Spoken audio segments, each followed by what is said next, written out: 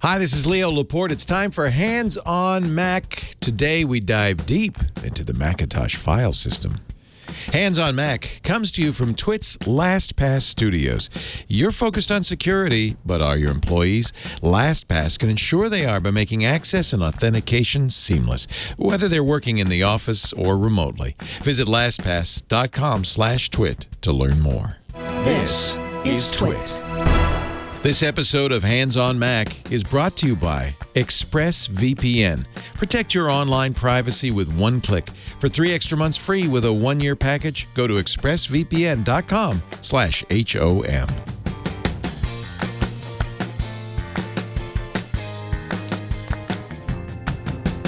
Hey everybody, it's time for Hands on Mac, and today we're going to take a little bit of a look at how the Mac hard drive is organized. And this was all stimulated by an Ask the Tech Guy question from earlier this week. She had Apple's Photos app and was wondering where the original photos lived. And I'll give you a little recap because it isn't immediately obvious, but it's important to show Apple's kind of unusual way Apple handles files. It turns out that the iPhotos, or actually I guess these days you call it Photos Library, which looks like a single icon and you might assume was a single file, isn't. This is the case for a lot of Macintosh applications and in some cases libraries. And the easiest way to see what's inside this, it's really not a single monolithic file, it's a folder, is to right-click on the icon and show package contents. And what you'll actually see is that iPhotos library icon doesn't hide a single file. It hides many, many files, including this originals folder where all of the original photos in my photos library live. Now, it's a little disorganized. You can see Apple's decided, just as they do with iTunes, to put these in different folders with different file names. That makes it a little bit difficult. So I recommended that it'd be probably better for her to use the export function in Apple's Photos. But I thought it was interesting to be able to actually dive down deep into it. And in fact, if you look at an application, any application, we'll look at Apple's own App Store application and show package contents. Again, inside that what looks like a single icon, a single monolithic file, it's not an exe file as you would find on a Windows machine. It's all of it. And that's one of the reasons it's easy to uninstall programs on the Macintosh. You can just drag that application, well, it turns out it's a folder, into the trash and everything will be gone. There's a lot of stuff in here, including there's the app. It doesn't have a very interesting icon. In fact, it just says exec. But that's the actual App Store app in the Mac OS folder. But there's lots more other stuff stored away there, including, by the way, the icons that are used. They're stored in the ICNS file. So that's how it got me started, thinking a little bit about, well, the Mac has a kind of a different organization. If you're using iOS, Apple completely hides all this, even though it has a very similar file organization to what you see on the Macintosh. So I'll put a link in our show notes to an Apple document. It's a developer document, so it's a little, hardcore, that describes all of these locations for both iOS and Macintosh. But I can give you a little tour right now, which is kind of fun. So let's go back to the Mac. And one thing that's kind of nice to know, I've got a Finder window open here. If you command click or right click on the name of the window, in this case we're in the contents folder. If you right click on it, you can see the trail all the way back, what they call breadcrumbs, all the way back to the very top level, Leo's iMac. This is the hard drive in the iMac. And actually within that, Leo's Mac actually is not the hard drive, it's everything the computer knows about. There's 2 folders. There's a network folder, which shows network connectable devices, in this case, John's MacBook Pro. And then in the Leoville folder, that's the hard drive. Leoville's the hard drive. On your computer, it probably says Macintosh hard disk. I always rename mine. And it's harmless to rename it. Apple doesn't care what the names of things are. It has a better way of identifying files. It's a little more hidden away. Inside this Leoville or Macintosh hard disk, you'll see 4 items, just 4. There's a lot more. Apple's hiding, as it often does, hiding a lot from your eye, mostly because they feel like you shouldn't be prying around inside this stuff. There's the folders you probably already know about. This is the applications folder. This is where most apps go. Although if I go to the home folder for Leo, and your home folder will be the same way, you'll notice there's also an applications folder there. And sometimes apps are installed there. It's rare, but occasionally you'll install an app for a single user only, and those apps will show up in this other applications folder. It isn't unusual, frankly, on a Macintosh to have duplicate folders. There's also duplicate library folders, and I'll talk about that in a second. So besides applications, where all our applications are installed, and by the way, there's a subfolder to applications where utilities go, things like disk utility. There's also a library folder. Now again, library is an unusual folder because there's a system-wide library folder that's up here at the root of the hard drive, but there's also a user library folder. Each user has, or even each domain has its own library folder. If you're writing apps, you're going to store, in general, you're going to store app-specific or system-specific resources into the library folder. In fact, when you're removing an app and you want to see if there's any other pieces, this is where you'll go, that library folder. And you'll probably want to look at both the system-wide library folder and your user library folder. I'll show you how to get to that in a second. Inside, the most important folder inside the library folder is what's called application support. And this is where applications put additional information, sometimes resources, sometimes settings. So if I go to the Microsoft folder, I can see that Microsoft's auto update lives in here. And in fact, this is the actual application.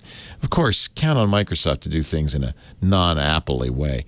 Apple's put, for instance, settings for photos, and here's the print products in its library folder. Usually these are not considered files that a user would ever want to go look at, but it's nice to know that that's there if you're trying to remove all traces of an application or figure out what's going on with an application. Sometimes, for instance, if you're using Lightroom, you want to install plugins. Adobe will store those plugins in an Adobe folder in the application support folder. We can look at a few others. Most of these you're not going to mess with. There is one more that is somewhat important to know about, and that's the Launch Daemons folder. These are actually text files. They're plist files that tell the operating system what to launch when you start up. You probably don't want to mess with these. You can do it in the system preference pane, the user's system preference pane instead. But occasionally, you'll have something launching you don't want to have launch. There doesn't seem to be any way to get to it. This is where you would find it. The launch agents and launch daemons are a good place to check if you're trying to figure out why is this starting up every time. There are a few other places to look at. Logs could be very useful. These are diagnostic reports from a variety of different applications. There's the console log that Apple creates. That's for advanced diagnostics and repairs. Sometimes the console logs are useful. There's a lot of other stuff in here. I have a Perl folder, of all things, in my library. Preference panes are in here. And notice not all of them, not Apple's preference panes, just ones I've installed. That's a common place, by the way. For instance, I have a system preference for OS X Fuse. Now, that's the only place that lives. And you see, I see it down here on my system preferences, as well as this select PDL. If I wanted to get rid of them and I didn't have an installer to remove them, this is where you'd find them, in library preference panes. In fact, they're the two that we saw are I don't even know what these are. I think I might remove those. I'll first investigate before I do. Also, applications can store preferences here. Remember, though, these are system-wide preferences, printers, and so forth. It's kind of interesting to look around in here.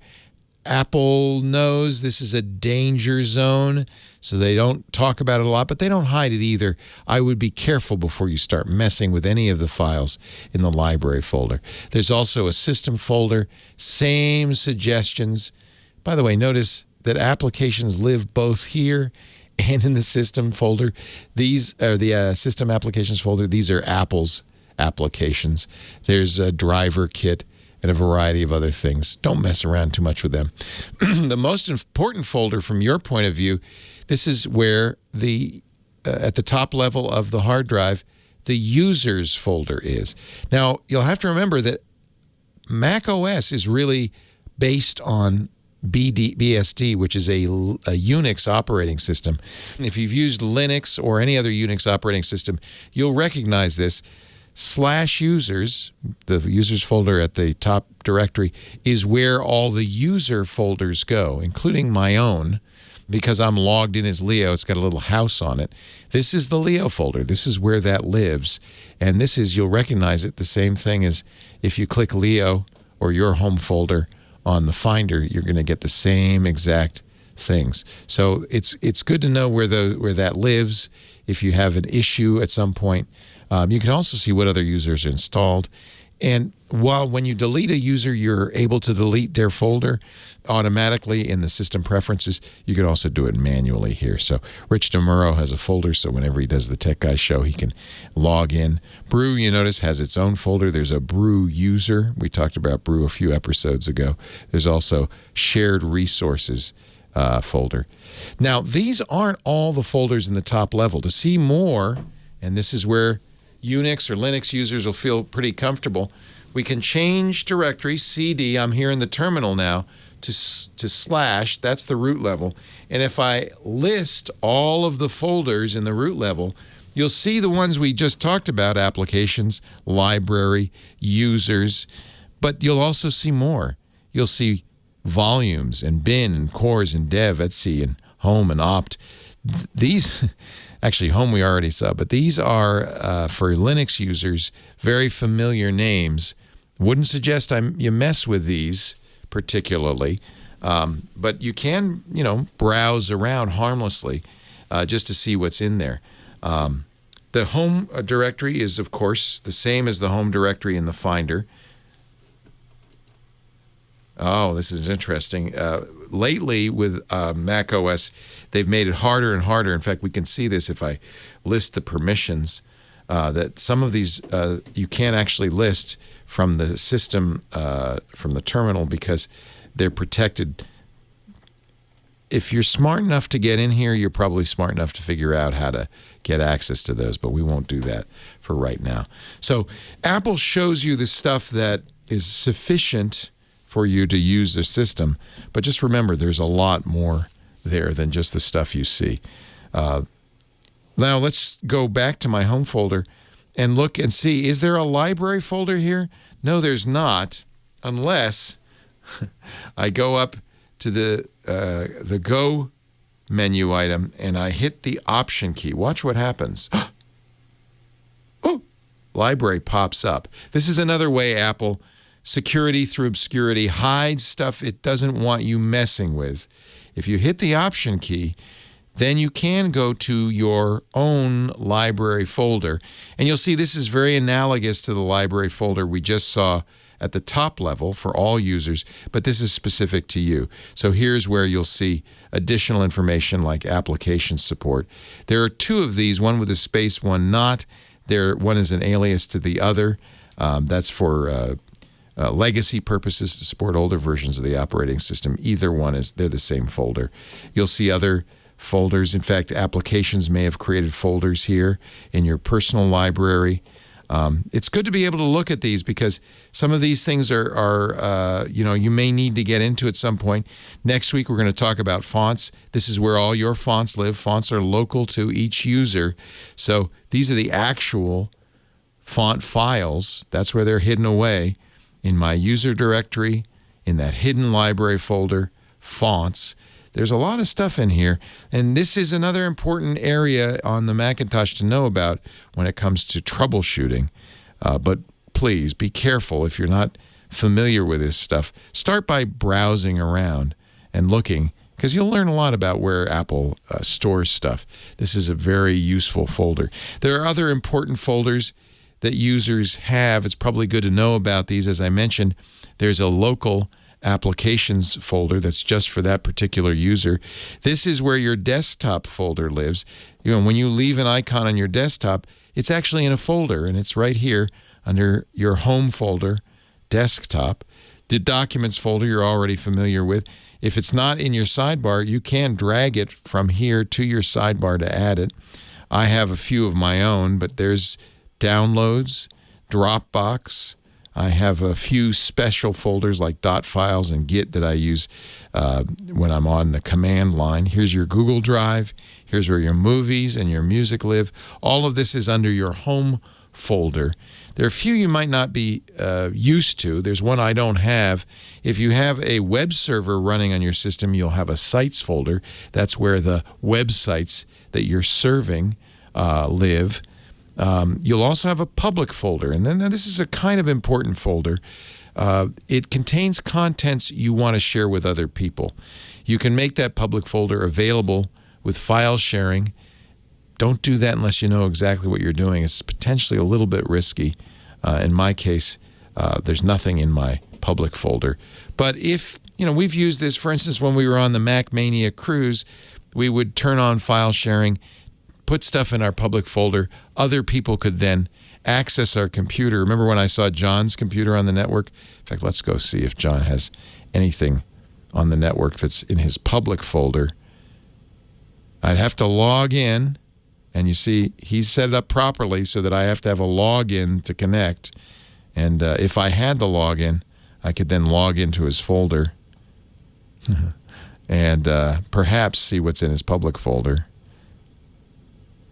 You can connect as a guest or registered user or using an Apple ID. We'll see if he's left guest access on. And he has not. Good man, John. If you ever stay in a hotel or you're on a shared network at a coffee shop or an open Wi-Fi access point, it's fun. Again, right-click on the top of the Finder window and go all the way to the top level, which is your computer itself. You'll see your hard drive there, but you also see networks. You'll see a list here of other people's shared resources. Sometimes it's interesting to browse around. You never know what you're going to see. Well, for instance, this TWiT box apparently has some public stuff available to it. So that's that we actually do that so editors and others can get to shared resources. Notice I didn't need a login to see these. You'd have to be on our personal network to see in here. And it's presumed that our users know what they're doing when they put stuff in that folder. So what else? Let's see. Let's go back to my home folder. I think we've mentioned everything you know already about documents, movies, music, pictures. Public and sites are the only two odd ones. The public one is one to keep in mind because if you are file sharing, you want to make sure that only the public folder is available, and you only put public stuff in there so that nobody else can see it. The file system is definitely interesting. It's something you don't want to mess with if you don't know what you're doing. If you know how to use a terminal and you're good with Linux or Unix, you'll recognize a lot of things in there. For instance, if I'm in a command line and I want to access a USB drive, that'll be hidden inside the mount folder or the dev folder. That's easy to see. Let's open a terminal. I'll show you real quickly where you would see that. I can type disk utility, which is the command line version of that disk utility that's in your applications folder, and list, and it will list all the devices that are on this computer, including USB external devices. These are the actual, this is the internal drive. But let me plug in a USB key and repeat that command.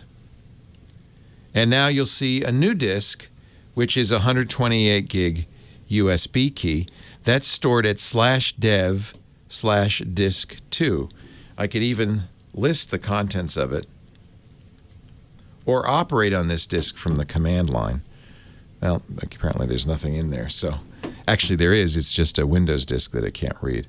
But that's a useful tool to be able to see what's on your disk and to browse around and to see what disks are mounted. You can learn a lot. This is kind of the stuff you would learn from disk utility in a GUI, but I often will use the command line because you can get deeper information on that. And it's very handy if you've added, for instance, if I wanted to, I could use disk utility from the command line to format that /dev/disk2, that USB. Be careful when you're operating at that level. It's very easy to accidentally erase your internal hard drive, so you want to be careful. But I do use the command line to, for instance, create Linux keys or put operating systems on a key, or to erase a key or format it, all from the command line, all by listing that. And that's in the /dev folder. So if you're a Linux user or a Unix user, that'll be fairly familiar to you. There's lots more to it. You can see there's really two different versions of the Macintosh file system. There's the one Apple wants you to see, and the one that you can see if you know how to use a command line terminal. And both are useful, but be very careful. Don't delete things you don't know what they do, because you might get a surprise. Fun to play around with. I think this is one of the things I like most about the Mac, is you can dig pretty deep into it. And once you get down below the GUI, the friendly user interface, it really is just a Unix computer. And you could do a lot of the things you would do on any Unix computer directly on your Macintosh. I hope I haven't made this confusing. I just wanted to kind of play with this a little bit so you get a sense of there's more going on beneath the surface than you might imagine. Our show today brought to you by our good friends, ExpressVPN. Did you know that if you're in your browser private mode or incognito mode, it's actually not hiding your activity, even at your house? That's why I always use ExpressVPN, even at home when I go online. ExpressVPN reroutes your internet connection through their secure servers, encrypting your information using strong encryption. You won't even notice it's on because it's so fast. Protect yourself with the VPN I use and trust. Use my link at expressvpn.com/HOM today. You'll get an extra 3 months of ExpressVPN free on a 1-year package. That's expressvpn.com/HOM to learn more. expressvpn.com/HOM. Thanks for joining me on Hands on Mac. I'll be back next Friday. We're going to talk a little bit about fonts. In fact, I'm going to show you some hidden fonts built into Mac OS Catalina you can install for yourself. 12 of them. So we'll see you next Friday. Bye-bye.